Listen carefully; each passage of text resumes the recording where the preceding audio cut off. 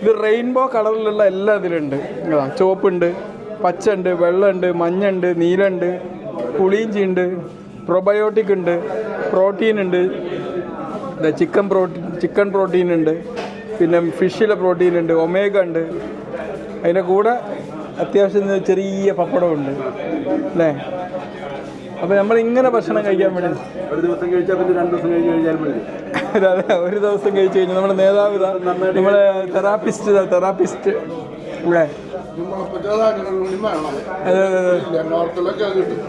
മുളപ്പിച്ച ധാന്യങ്ങളുടെ വേണമല്ലോ. അതൊരു സജഷൻ കൂടി ആയി കഴിഞ്ഞാൽ ചിലപ്പോൾ നമ്മളിങ്ങനെ ചെയ്യുക. കല്യാണ വീട്ടിലൊക്കെ പോയി കഴിഞ്ഞാൽ നമ്മളെല്ലാം ഒരു ഇത്തിരി എടുത്ത് കഴിക്കുക. ഹെവി ആവണ്ട. ഇതിൽ എത്ര കലോറി ഇത് മൊത്തം വരും എന്നുള്ളത് ഒന്ന് കാൽക്കുലേറ്റ് ചെയ്യാം അല്ലേ. ജെസിഐ ട്രെയിനർ എല്ലാ ഭക്ഷണവും ഇത്തിരി എടുത്തോണ്ട് നമ്മൾ പരീക്ഷണം നടത്തുന്നു. അതായത് നമുക്ക് പോഷക ആഹാരം